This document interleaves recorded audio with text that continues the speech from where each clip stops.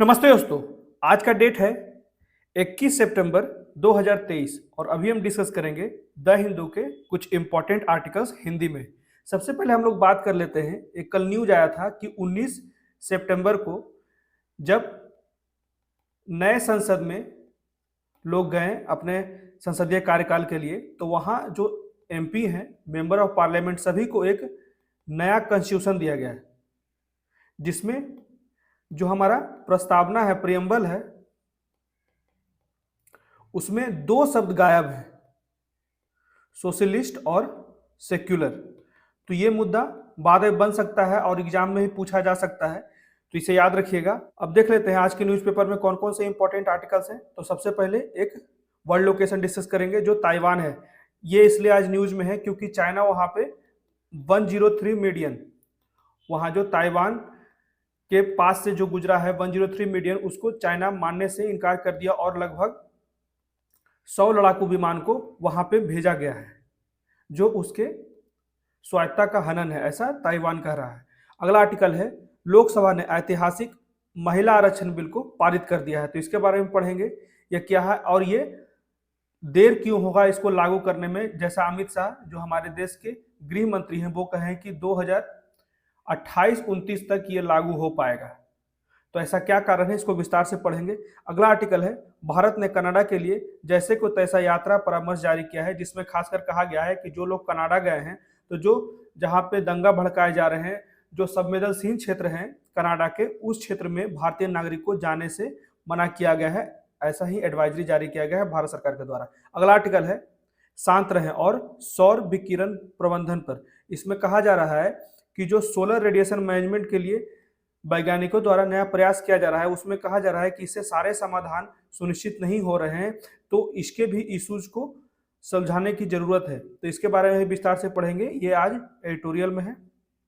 अगला आर्टिकल है, Vietnam America की इंडो पैसिफिक पहेली का प्रमुख हिस्सा है। तो वियतनाम बहुत ही इंपॉर्टेंस रखता है साउथ चाइना सी में, जहां पे चीन का जो विस्तारवादी सोच है वो लगातार बढ़ता जा रहा है। उसके लिए अमेरिका काउंटर करने के लिए मेनली यहाँ पे जो रूस से हथियार लेता था, अभी वर्तमान समय में यूक्रेन रूस के युद्ध के कारण जो हथियार का सप्लाई हो गया है वो बंद हो गया वियतनाम का। तो वियतनाम के पास सबसे अच्छा ऑप्शन जो था अमेरिका था, तो अमेरिका से अभी लगातार जो सैन्य अभ्यास है और सैन्य संबंधी उपकरण है वो अमेरिका से ले रहा है, उसका आपूर्ति अमेरिका कर रहा है। तो इसके लिए विस्तार से पढ़ेंगे, ये भी आज एडिटोरियल का मुख्य डिस्कशन है। अगला आर्टिकल देख लेते हैं, ये है, संविधान पीठ जो है वो लोकसभा विधानसभा में SC/ST के लिए सीटों के आरक्षण को बढ़ाने की वैधता की जांच करेगी। ठीक है, तो इसके बारे में भी हम लोग विस्तार से पढ़ेंगे। तो शुरू करते हैं, सबसे पहले देख लेते हैं एक लोकेशन जो है ताइवान।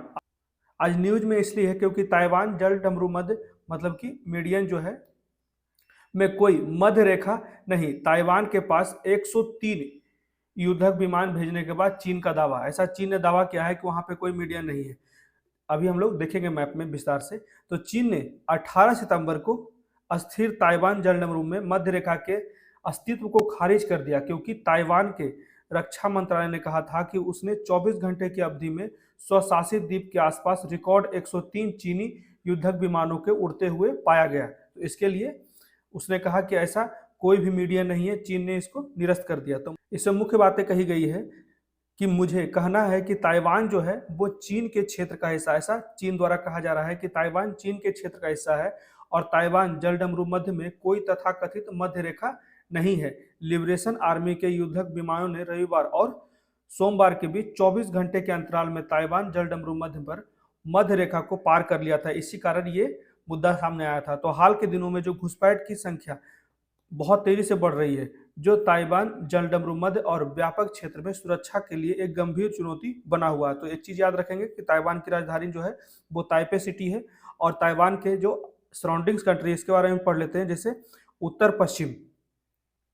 तो यहाँ पे जो है वो पैसिफिक सी है, पूर्व और दक्षिण में चीन सागर है, और जिसके उत्तर पश्चिम में पीपुल्स रिपब्लिक आर्मी चाइना है, और उत्तर पूर्व में जापान और दक्षिण में फिलीपींस है। तो याद रखिएगा इसके सराउंडिंग कंट्रीज। अभी हम लोग मैप में भी डिस्कस कर लेंगे। जैसे कि यहाँ पे मेन जो कॉन्फ्लिक्ट का मुद्दा ये है, median line of the Taiwan straight. यहाँ पे कुछ बातें यहाँ पे कही जाती है कि जो उसका स्वायत्ता है यहाँ से 22 किलोमीटर है, और जो मीडियन है वो 60 किलोमीटर है। तो यही बातें यहाँ पे देखा गया हाल के दिनों में 103 लड़ाकू विमान को जो ताइवान के स्वायत्त क्षेत्र हैं वहां पे आ गए थे। इसी का मेन विवाद शुरू हुआ था। तो इस क्षेत्र को हम लोग विस्तार से देख लेते हैं। यहाँ पे ताइवान है, बीच में ताइवान स्ट्रेट है, जैसे कि इसमें भी देख सकते हैं। जैसे ये ताइवान स्ट्रेट है, ये मीडियन है। तो यहाँ पे जो ताइवान का जो अपना टेरिटरी है, जैसे जैसे टेरिटरियल वाटर ये हो गया, इंटरनल वाटर ये हो गया, तो यहाँ पे जो घुस रहा है तो इसके स्वायत्ता का वायलेशन हो रहा है। तो इसी की मुद्दा इसने उठाया है। विवाद का मुख्य मुद्दा यही पे है कि जो इसका मीडियन लाइन है इसको चाइना का सरकार मानने से इनकार कर रहा है, और चाइना तो ये भी कह रहा है कि ताइवान जो है उसी का क्षेत्र है। इसे भी विस्तार से देख सकते हैं इस फिगर में। तो जैसे ताइवान है, ये ताइवान स्ट्रेट है, इस साइड हांगकांग है, मकाऊ है, इधर चाइना है, और उसके साउथ में देखिए मनीला है। यहाँ पे बीच में साउथ में ल्यूजोन स्ट्रेट है, ऊपर में ईस्ट चाइना सी है, और वेस्ट में साउथ चाइना सी। यहाँ पे ये सब विवादित आइलैंड है, जैसे पारसाला आइलैंड हो गया, इधर वियतनाम है। तो कुछ चीज़ें याद रखिएगा। अब देख लेते हैं अगला आर्टिकल। इसमें कहा जाता है कि लोकसभा ने ऐतिहासिक महिला आरक्षण बिल को पारित कर दिया है।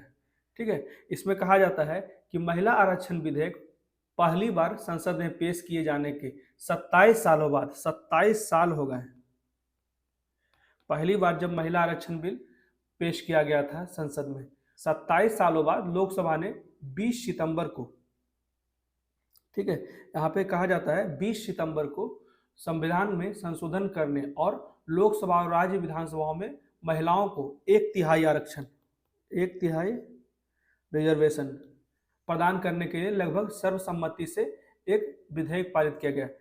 इसमें फिगर में देख सकते हैं कि इस विधेयक में मेनली विधेयक का जो नाम है वो नारी शक्ति है। ठीक है, याद रखिएगा।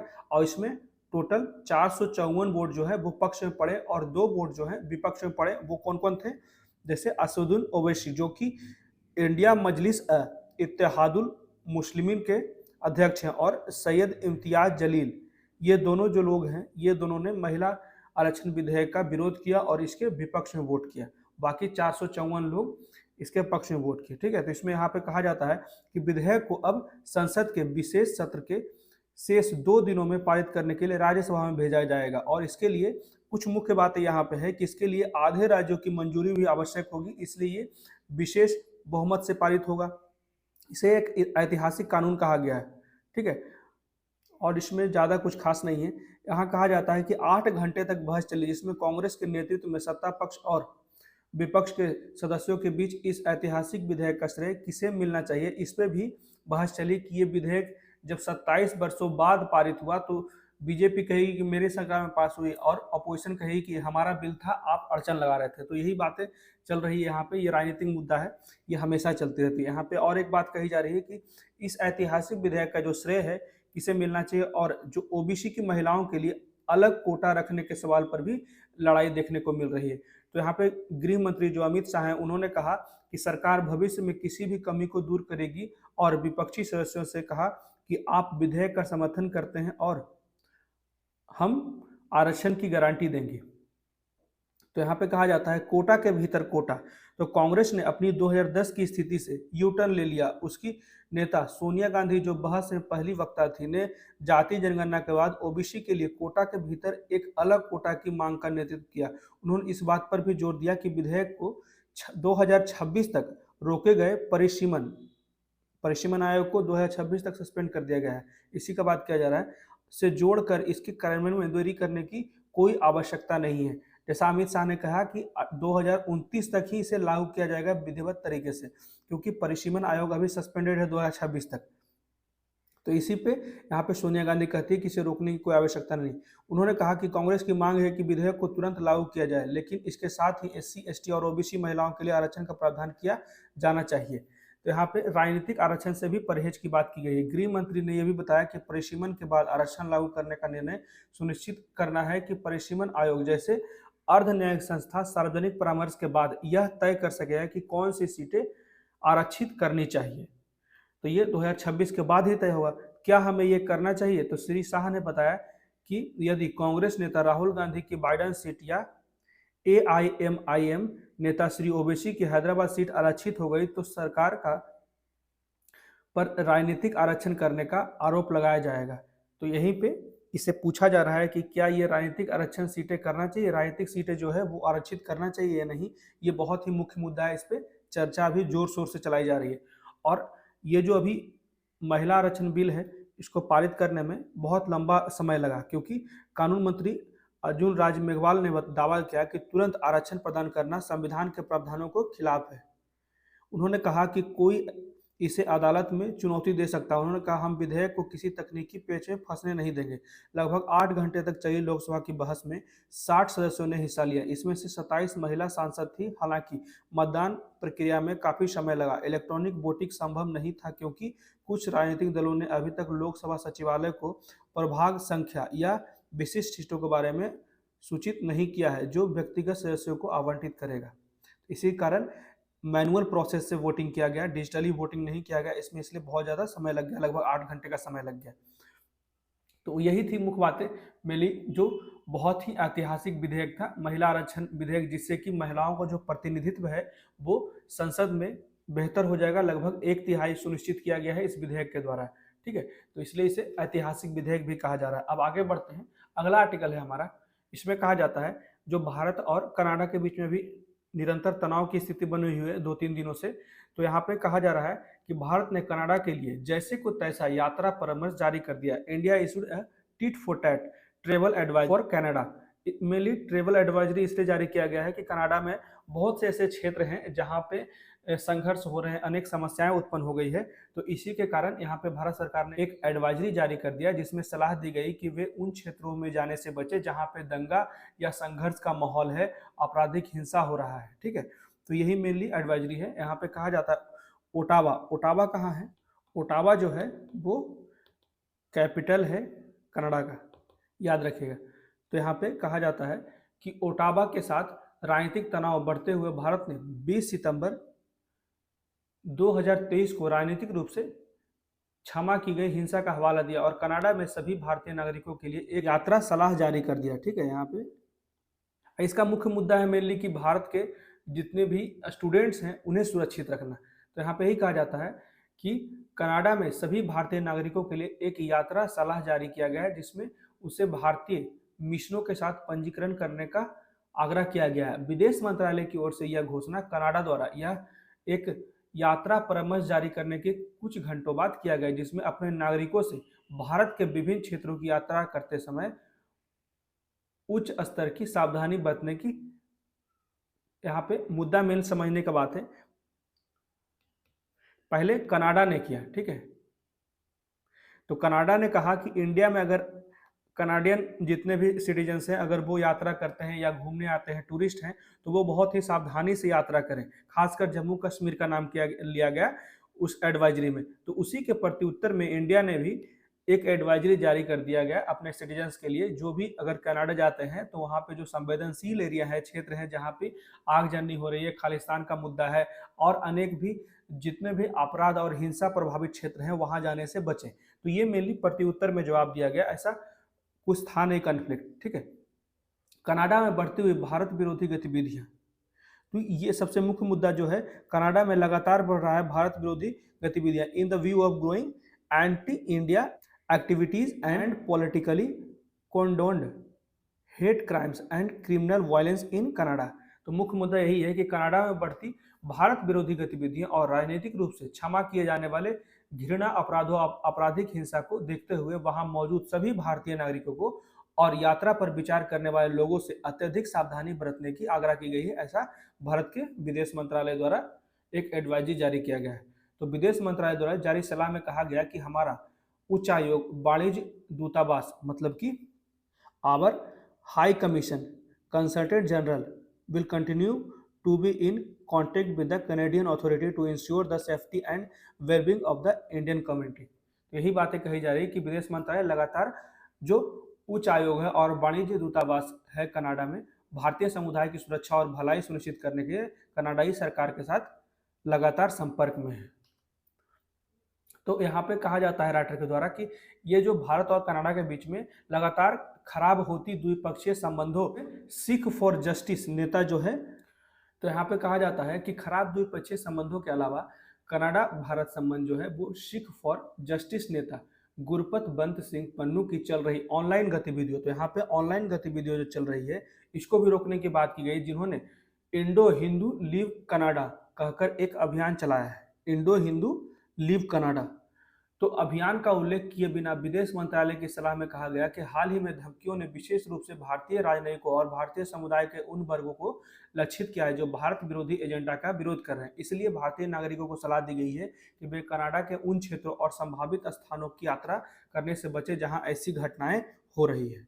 ठीक है, और इसमें आगे कहा जाता है यह विवाद तब शुरू हुआ जब कनाडा के प्रधानमंत्री जस्टिन ट्रूडो ने सोमवार को हाउस ऑफ कॉमन्स में बोलते हुए भारत के खिलाफ अभूतपूर्व आरोप लगाए और जून में ब्रिटिश कोलंबिया में खालिस्तान समर्थक विचारक हरदीप सिंह निज्जर की हत्या के लिए भारतीय एजेंटों को जिम्मेदार ठहराए, जिसके कारण ये मुद्दा शुरू हुआ। आरोप तब और तेज हो गया जब विदेश मंत्री मेलानी जोली ने ओटावा में भारतीय उच्चायोग के राजनयिक पवन कुमार राय को निष्कासित करने की घोषणा की, तो इसलिए भारत ने भी यहाँ से उच्चायोग को निष्कासित कर दिया। तो एक अपरंपरागत कदम में उन्होंने ये भी घोषणा की कि श्री राय भारत के रॉ के प्रमुख हैं, तो ये भी एक बात सामने आई जैसा आरोप लगाया गया कनाडा सरकार द्वारा।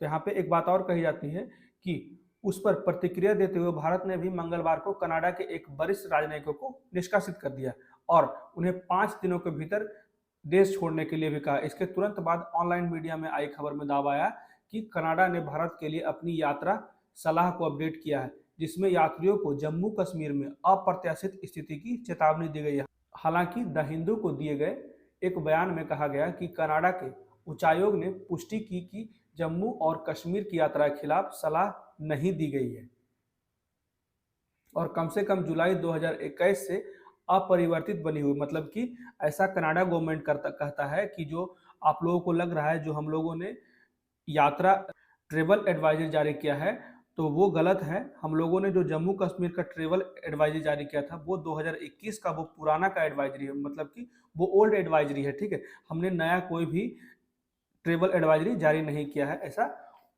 उन्होंने अपनी सफाई दी कनाडा सरकार ने। तो इन आदान प्रदानों की पृष्ठभूमि में श्री ट्रूडो ने दोहराया कि वह भारत को उकसाने की कोशिश नहीं कर रहे हैं, भारत सरकार को इस मामले को अत्यंत गंभीरता से लेने की आवश्यकता है, ऐसा प्रधानमंत्री कहते हैं कनाडा के।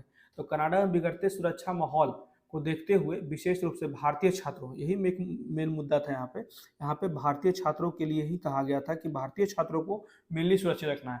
तो भारतीय छात्रों को अत्यधिक सावधानी बरतने और सतर्क रहने की सलाह दी। कनाडा में भारतीय नागरिकों और भारत के छात्रों को भी ओटावा में भारतीय उच्चायोग या टोरंटो और वैंकूवर में भारत के यहाँ देख सकते हैं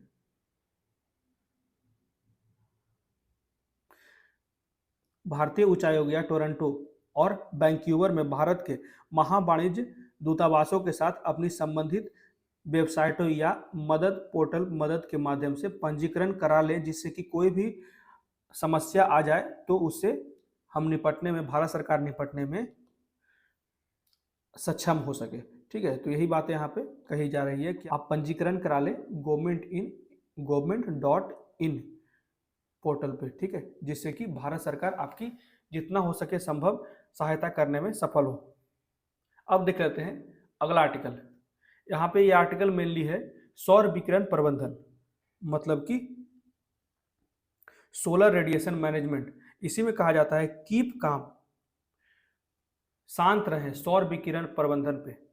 तो इसमें बहुत से अभी भी समस्याएं हैं, इसी के लिए राइटर यहाँ पे डिस्कस करते हैं।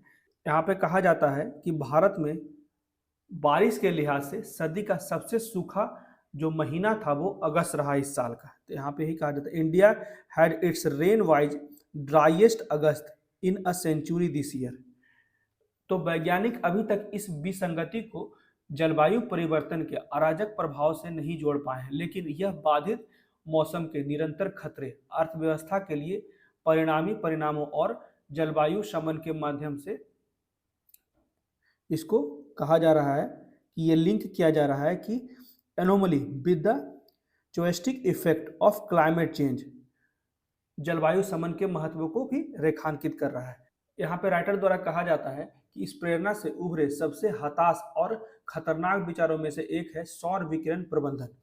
यहाँ पे क्लियर लिखा गया है कि यहाँ पे resulting consequences for the economy and the importance of climate mitigation. One of the more desperate and dangerous idea to emerge from this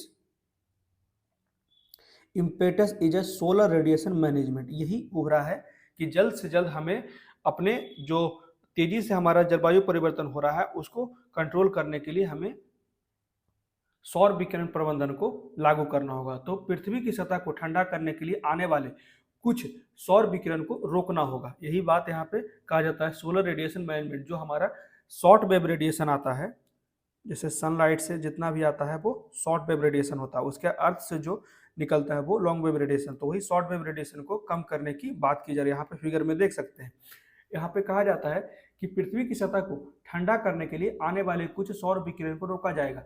और सौर विकिरण प्रबंधन के खतरे इस तथ्य से उभरते हैं कि यह अपरिहार्य गृहव्यापी प्रभावों के साथ प्राकृतिक तंत्र में हस्तक्षेप करता है। उदाहरण के लिए कहा गया है कि यदि एक देश द्वारा किए गए सौर विकिरण प्रबंधन प्रयोग से हॉर्न ऑफ अफ्रीका, जो अफ्रीका का साउदर्न पार्ट है, उस वहां पे उम्मीद से अधिक बारिश होती है, तो इससे टिड्डियों का झुंड पैदा हो सकता है जो अंततः पाकिस्तान और भारत में फसलों को नष्ट कर देगा। वर्तमान में ऐसा कोई तंत्र नहीं है जो जियो इंजीनियरिंग सरकार को उसकी सीमा से परे परिणामों के लिए, मतलब ऐसा कहा जाता है कि अगर कोई देश सोलर रेडिएशन मैनेजमेंट के लिए कोई कार्य किया और दूसरे देश को उसका दुष्परिणाम भुगतना पड़ा, इसके लिए कहा जाता है कि अभी तक किसी वैज्ञानिक के पास इसका कोई जवाब नहीं है कि जो जिस देश में अगर सोलर रेडिएशन मैनेजमेंट करता है तो उसका जो दुष्परिणाम है वो दूसरे देश में नहीं जाएगा। तो इसी से बचने की सलाह दी जा रही है राइटर के द्वारा। जो जियो इंजीनियरिंग सरकार को उसकी सीमा से परे परिणामों के लिए जवाबदेह रखता है और न ही उसके माध्यम से प्रभावित देश क्षतिपूर्ति के लिए अपील कर सकेंगे। तो यह समझने पर भी बहुत कम शोध किया गया है कि दुनिया की असंख्य मौसम प्रणाली एक दूसरे को कैसे प्रभावित करती है, और जो हमारा अभी बात कर रहे हैं सोलर रेडिएशन मैनेजमेंट जैसे हस्तक्षेपों के प्रति उनकी सापेक्ष संवेदनशीलता क्या है। यहाँ पे राइटर कहते हैं कि यदि कारण यह है कि पिछले सप्ताह जारी जो हुआ क्लाइमेट ओवरशूट कमीशन की रिपोर्ट, यहाँ पे जिसमें कहा गया कि जो सोलर रेडिएशन मैनेजमेंट है जैसी प्रौद्योगिकी क्रियान्वयन के पर किसी भी विचार विमर्श से पहले महत्वपूर्ण वैज्ञानिक और शासन संबंधी जो गैप्स हैं उसको समाधान करने की आवश्यकता है। अधिक शोध की मांग की गई। जो अभी क्लाइमेट ओवरशूट कमीशन के द्वारा रिपोर्ट दिया गया उसमें कहा गया कि उत्सर्जन में कटौती में तेजी लाने के तरीकों का आकलन करने के लिए जियो इंजीनियरिंग शोधकर्ताओं द्वारा आयोग का गठन किया गया था, लेकिन जबकि रिपोर्ट यह स्वीकार करने में सावधानी बरतती है कि जो वैज्ञानिक समुदाय है वो जो सोलर रेडिएशन मैनेजमेंट को प्रयोगात्मक तरीके से भी तैनाती का प्रयास करने के लिए पर्याप्त रूप से नहीं समझ पा रहे हैं। अभी भी इसमें बहुत सी समस्याएं हैं।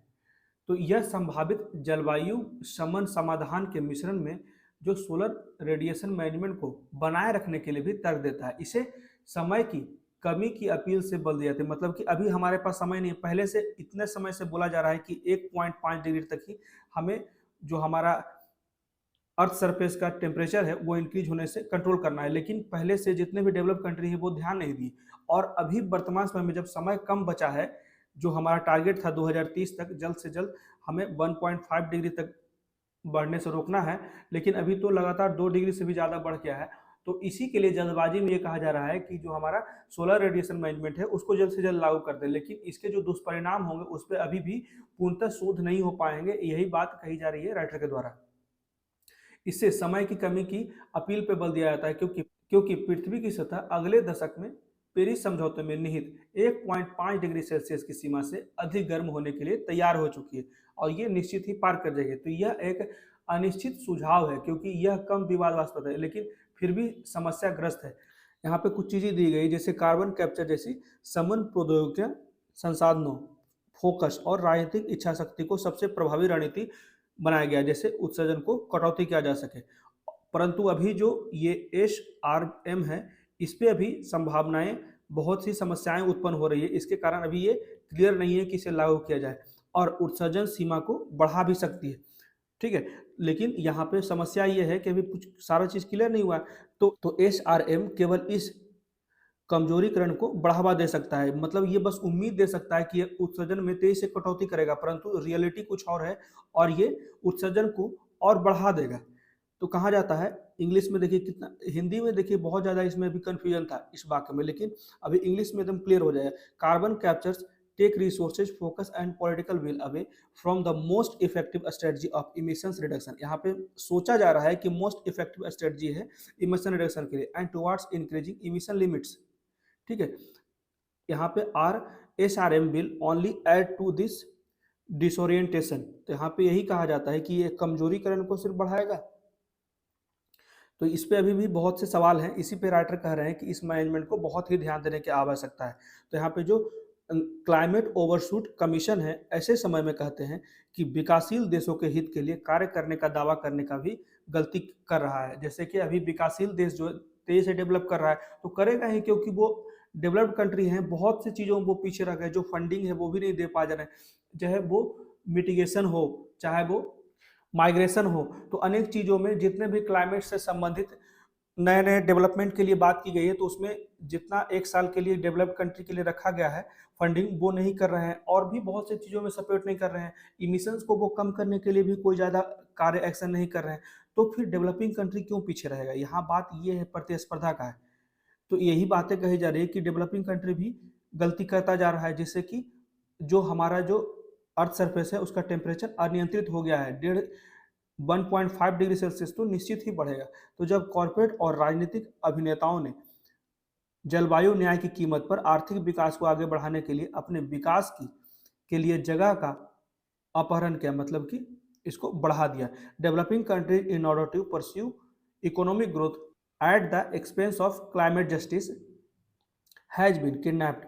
Swift and decisive action is needed to deal with the horror of, तो यही बातें कही जा रही है, हॉरर ऑफ क्लाइमेट चेंज। आगे यहाँ पे देख सकते हैं कि जलवायु परिवर्तन की भयावहता के लिए त्वरित और निर्णायक कार्रवाई की आवश्यकता है। राइटर कहते हैं कि जल्द से जल्द हमें, सबसे बड़ी बात है जो डेवलपिंग कंट्री है या डेवलप्ड कंट्री है, दोनों को आगे खड़ा होना पड़ेगा। सिर्फ डेवलपिंग कंट्री ही, अभी भी जितने भी 70% कार्य कर रहे हैं वो डेवलपिंग कंट्री ही कर रहे हैं, जिससे कि क्लाइमेट चेंज को सुधारा जा सके, क्योंकि जो गरीब देश हैं, जो लीस्ट डेवलप्ड हैं, वे ज़्यादा प्रभावित हो रहे हैं। तो यही कारण है कि 70% अभी भी जलवायु परिवर्तन को रोकने के लिए, नियंत्रित करने के लिए ये सब आगे बढ़े हैं, लेकिन जो डेवलप्ड कंट्री है बहुत कम वो एक्शन दिखा रहे हैं अपना। तो यही कहा जा रहा है कि जलवायु परिवर्तन की भयावहता के लिए त्वरित और निर्णायक कार्रवाई की आवश्यकता है, लेकिन जब बेहतर समाधानों को उतनी अच्छी तरह से लागू नहीं किया जाता है जितना कि किया जा सकता है, तो जबकि ऐसा करने के लिए अभी भी समय बचा हुआ है। यह तर्क देना बेतुका है। जैसा राइटर कहते हैं कि लोग जो कहते हैं अभी भी समय बचा हुआ है, ये तर्क देना बहुत ही बेतुका है, क्योंकि जोखिम और समाधान जारी रहने चाहिए, और जो समय पार हो गया है उसकी भरपाई हम लोग नहीं कर सकते। यहाँ पे एक बहुत ही अच्छा फिगर दिया है जिसमें कहा गया है कि जो समस्याएं उत्पन्न हो रही है क्लाइमेट से, तो यहाँ पे क्या क्या समस्याएं उत्पन्न हो रही है। जैसे कि क्लाइमेट चेंज से जो कार्बन डाइऑक्साइड का है वो कॉन्सेंट्रेशन बढ़ रहा है, वो रेडिएटिव फोर्सिंग भी बढ़, यहाँ पे बायोस्फीयर का इंटीग्रिटी बढ़ रहा है, उसके बाद लैंड सिस्टम भी चेंज हो रहा है, फ्रेश वाटर भी चेंज हो रहे हैं। तो ये सारे पॉइंट्स अच्छे हैं मेंस के लिए, खास के इस तरह से भी अगर बना देंगे ना, जब टाइम भी नहीं बचे अगर मेंस में, क्योंकि 25 क्वेश्चन 3 घंटे में लिखने होते हैं और लिखना बहुत जरूरी है। चाहे आप 5 लाइन ही लिखे, 6 लाइन ही लिखे लास्ट के क्वेश्चन का आंसर, लेकिन बहुत जरूरी है कि उसे अटेम्प्ट करें। तो ये थे जलवायु परिवर्तन से संबंधित कि यहाँ पे बात की जा रही है, जो सोलर रेडिएशन मैनेजमेंट है उसको ध्यान से लागू की जाए, और उसकी जो समस्याएं हैं, दुष्परिणाम है, उसे भी ध्यान देने की आवश्यकता है कि अगर एक देश इसका जो भी शोध करता है, रिसर्च एक्सपेरिमेंट करता है, और अगर दूसरे देश पे दुष्परिणाम होता है तो क्या उसका भरपाई करेगा, मुआवजा देगा, ये सारी बातें सुनिश्चित करने की आवश्यकता है। अब आगे देख लेते हैं। अगला आर्टिकल है, ये मेनली वियतनाम से संबंधित है। इसमें मुख्य मुद्दा यही है कि वियतनाम जो था वो हथियार को रूस से लेता था, लेकिन रूस और यूक्रेन के युद्ध शुरू होने के बाद जो हथियार की आपूर्ति थी वियतनाम की वो बाधित हो गई थी। सबसे बड़ा प्लेयर जो था अमेरिका था, तो वियतनाम ने अमेरिका के साथ जो सैन्य संबंध है उसको बेहतर किया, जिससे कि इंडो पैसिफिक की जो समस्या है उसे भी समाधान करने में अमेरिका को एक बेहतर कदम के रूप में देखा गया। तो यही बातें कही जाती है कि अंतर्राष्ट्रीय संबंध में राजनीतिक बदलाव असामान्य नहीं है और वास्तव में अराजक संरचनात्मक वास्तविकताओं के आवरण में अंतर्निहित है। फिर भी उन मानकों के अनुसार शीत युद्ध के बाद से अमेरिका और वियतनाम के बीच संबंधों में उतार चढ़ाव की तत्कालिकता और पैमाना उल्लेखनीय रहा है। तो यहाँ पे कहा जाता है 10 सितंबर को वियतनाम की कम्युनिस्ट पार्टी की केंद्रीय समिति के महासचिव गुएन फू ट्रोंग और अमेरिकी राष्ट्रपति जो बाइडेन की यात्रा के दौरान वियतनाम में मिले, जो दोनों देशों के बीच द्विपक्षीय संबंधों में एक नया चरण था। और इस बैठक में जो मुख्य बातें थी, अमेरिकी वियतनाम व्यापक रणनीतिक साझेदारी को बढ़ावा देना, यही बातें सबसे मुख्य थी। और उसके बाद ये बातें सबसे मुख्य थी। ठीक है, आप फिगर में देख सकते हैं, ये वियतनाम है जो इंडो पैसिफिक रीजन का centre of gravity of international Jio politics and Jio economics. ठीक है, इस क्षेत्र को इसलिए बहुत ही महत्व दिया जाता है। यहाँ पे और एक बातें की जा रही है, जैसे प्रशांत क्षेत्र में चीन के बढ़ते जुझारूपन से जुड़ी, जैसे भू राजनीति जो वियतनाम से आसपास के पानी और व्यापक दक्षिण चीन सागर में सबसे अधिक स्पष्ट रूप से महसूस की जाती है कि लगातार वहाँ चाइना विवाद क्रिएट करता है। जो वहाँ पे पड़ोसी क्षेत्र हैं साउथ चाइना सी के पास जितने भी सराउंडिंग कंट्रीज हैं, उनके साथ निरंतर चाइना बोलता है कि सारा क्षेत्र मेरा ही है।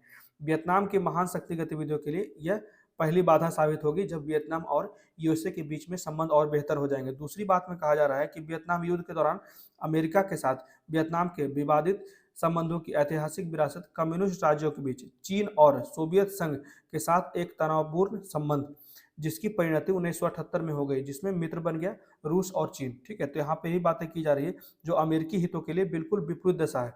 तो यह जटिल विदेश नीति विरासत ही कारण है कि अब तक वियतनाम ने केवल चीन, रूस, भारत और दक्षिण कोरिया के साथ व्यापक रणनीतिक साझेदारी पेश की है। तो इस वर्ष वियतनाम युद्ध को समाप्त करने के लिए 1973 में हस्ताक्षरित पेरिस शांति समझौता की 50वीं वर्षगांठ मनाई जा रही है, जिसके कारण जो अमेरिका के साथ वियतनाम के रिश्ते आगे बढ़ाए जा रहे हैं। यही बातें हैं यहाँ पे कि कैसे कैसे आगे बढ़ाना है, राजनीतिक विश्वास बढ़ाना, विज्ञान, प्रौद्योगिकी, स्वास्थ्य, ये कुछ पॉइंट्स ध्यान दीजिएगा। जैसे डिजिटल नवाचार सहयोग को मजबूत करना, उसके बाद उच्च गुणवत्ता वाले कार्यबल के प्रशिक्षण, जलवायु परिवर्तन को संबोधित करने और एक मजबूत रक्षा संबंध स्थापित करने पर जोर देने के साथ द्विपक्षीय स्पेक्ट्रम का तेजी से विस्तार, चीन की बढ़ती आक्रामकता की पृष्ठभूमि को कंट्रोल करना। उसके बाद यूरोप में युद्ध के कारण वियतनाम के लिए नई चुनौतियां खड़ी हो गई। अभी बताया ना, रूस और यूक्रेन के बीच में, तो रूस से उसके हथियार का आयात आपूर्ति जो था वो बाधित हो गया, जिसके कारण वियतनाम के पास जो मुख्य ऑप्शन था, जैसे अपनी सेना को आधुनिक बनाने और वियतनाम के संकल्प के सामने ये सीमाएं, जैसे चीन की लगातार बढ़ती मुखरता के साथ मिलकर धीरे धीरे वियतनाम को एक नई दिशा में ले जा रही थी। तो 2014 में वियतनाम के विशेष आर्थिक क्षेत्र में तेल रिंग लगाने के चीन के नाटकीय कदम और उसके बाद मुख्य रूप से क्षेत्र में महाशक्ति की रणनीति से दूर रहने की घोषित नीति का परीक्षण किया गया। तो यहाँ पे इसी के कारण जो है वो अमेरिका को चुना, जिससे कि वहाँ पे समस्या उत्पन्न हो गई। तो यहाँ पे वियतनाम के साथ रक्षा और सुरक्षा संबंधों को मजबूत करना इंडो पैसिफिक में अमेरिका की भव्य रणनीति का एक महत्वपूर्ण हिस्सा है। इसी के कारण जो है वो अमेरिका उसे आकर्षित कर रहा है, जिससे वो चीन को काउंटर किया जा सके इंडो पैसिफिक रीजन में। यहाँ पे दोनों देश मुख्य रूप से प्रौद्योगिकी, चिप, आर्टिफिशियल इंटेलिजेंस में इन्वेस्टमेंट बढ़ाएंगे और एक विस्तारित आर्थिक साझेदारी चाहते हैं। ऐसे में इंडो पैसिफिक के व्यापक क्षेत्रों में समान विचारधारा वाले भागीदारी के साथ एक ऐसी साझेदारियों को जोड़ने की गुंजाइश है। तो यही सारी बातें यहाँ पे की जा रही थी। अब अगला आर्टिकल देख लेते हैं। इसमें कहा जाता है कि संविधान पीठ लोकसभा विधानसभा में SC/ST के लिए सीटों के आरक्षण को बढ़ाने की वैधता की जांच करेगा। यहाँ पे कहा जाता है constitutional bench to examine validity of extending quotas of SC/ST। तो यहाँ पे कहा जाता है कि भारत के मुख्य न्यायाधीश जो हैं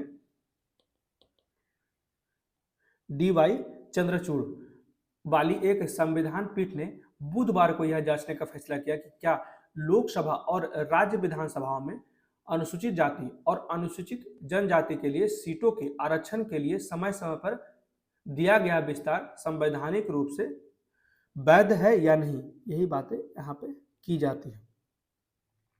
यहाँ पे एक बात और कही जाती है, मूल रूप से डॉक्टर BR अम्बेडकर के नेतृत्व में संविधान सभा ने 1950 में भारतीय संविधान के प्रारंभ से केवल 10 वर्ष की अवधि के लिए आरक्षण का प्रावधान किया था।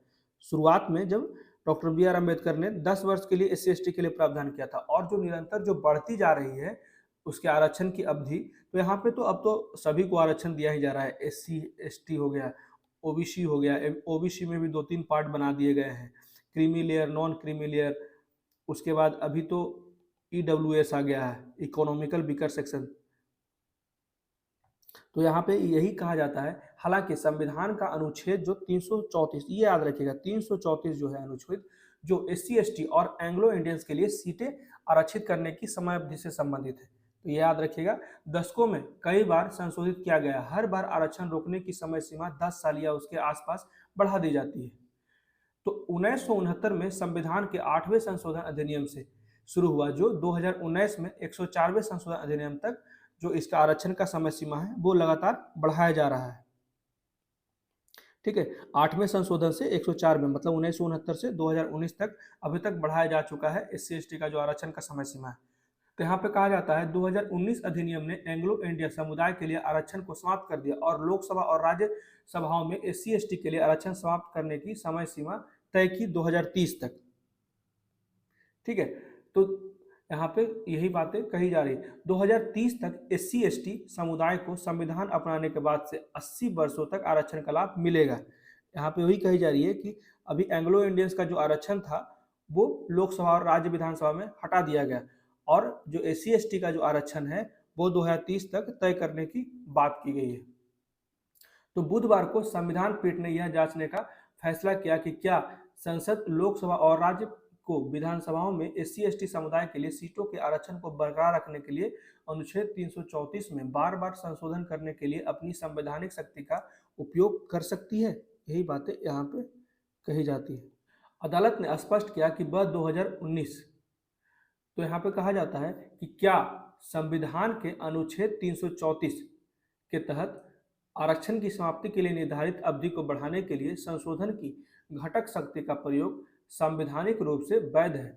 यहाँ 5 न्यायाधीशों की पीठ ने कार्डिनल प्रश्न तैयार किया है। तो अदालत ने स्पष्ट किया कि वह 2019 के 104वें संविधान संशोधन अधिनियम की वैधता की जांच, जो 2019 में कहा गया, जो एंग्लो इंडियंस का आरक्षण हटा दिया गया और 2030 तक कहा गया कि SC ST के भी आरक्षण को हटा दिया जाएगा लोकसभा और राज्य विधानसभा, तो उस जो संशोधन हुआ था उसी पे सवाल उठाया गया है, जो हमारे चीफ जस्टिस ऑफ इंडिया हैं DY चंद्रचूड़, तो उसी का वैलिडिटी को चेक करने की बात की गई है।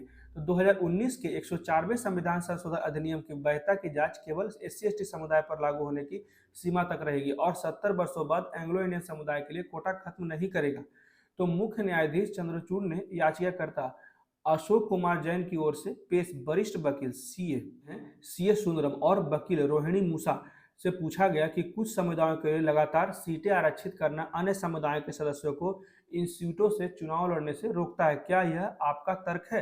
तो श्री सुंदरम ने कहा कि कुछ समुदायों को दिए गए आरक्षण के लगातार और बार बार विस्तार ने मतदाताओं को उम्मीदवारों के चयन से वंचित कर दिया और उन्हें स्वतंत्र रूप से वोट देने में असमर्थ बना दिया है। कि उन्होंने स्पष्ट किया कि चुनौती 104वें संविधान संशोधन तक सीमित नहीं है, बल्कि संसद और राज्य विधानसभा में SC ST के आरक्षण देने के पीछे के संपूर्ण सिद्धांतों को शामिल करता है। तो यहीं पे यहाँ पे कहा जाता है कि जो पूर्ण सिद्धांत है 104वें संविधान संशोधन में, तो उसका पूर्ण सिद्धांतों को शामिल करता है और उसे चेक करने का आवश्यकता है, जो संसद और राज्य विधानसभा में SC ST के आरक्षण देने के संपूर्ण सिद्धांत को भी शामिल किया गया है। तो उन्होंने तर्क दिया कि आरक्षण का ये आवधिक विस्तार संविधान के अनुच्छेद 14 आर्टिकल 14 की बात की गई के तहत समानता के मौलिक अधिकार का उल्लंघन करता है। याचिका में कहा गया कि विस्तार ने संविधान की मूल संरचना का उल्लंघन किया, क्योंकि अन्य समुदायों को इन आरक्षित सीटों पर चुनाव लड़ने से बाहर कर दिया गया है और समानता के अधिकार में सरकार में समान प्रतिनिधित्व का अधिकार भी शामिल है। तो यही कुछ बातें हैं, एक समानता का अधिकार और समान प्रतिनिधित्व का अधिकार, तो ये दोनों चीज याद रखिएगा। उसके बाद मूल संरचना का उल्लंघन, उसके बाद फंडामेंटल राइट्स का उल्लंघन, तो 3-4 पॉइंट जो है याद रखिएगा। अटॉर्नी जनरल R वेंकटरमणी और सॉलिसिटर जनरल तुषार मेहता द्वारा प्रतिनिधित्व किए गए भारत संघ ने तर्क दिया कि 104वां संविधान संशोधन अधिनियम जो है वैध था। ऐसा अटॉर्नी जनरल कहा गया कि 104वां जो संशोधन था वो वैध था। संविधान पीठ, जिसमें justice AS Bopanna, MM Sundresh, JB Pardiwala और मनोज मिश्र भी शामिल थे, ने सुनवाई की तारीख 21 नवंबर तय की है कि इसमें मुख्यतः सुनवाई की जाएगी 104 जो संविधान संशोधन किया गया वो क्या सही था और क्या गलत था, और जो 2030 तक का जो SC ST का जो आरक्षण है वो तय किया गया है संसद में कि खत्म कर दिया जाएगा। तो इसके बारे में इसकी वैधता की जांच की जाएगी। ठीक है, तो ये था पूरा का पूरा आर्टिकल जो हमने देखा, जो आज द हिंदू में कुछ इंपॉर्टेंट आर्टिकल्स थे। कैसा लगा प्लीज़ मुझे कमेंट करके बताएं। मेरे वीडियो को ज़्यादा लाइक करें, शेयर करें और मेरे चैनल को सब्सक्राइब करें। Thank you.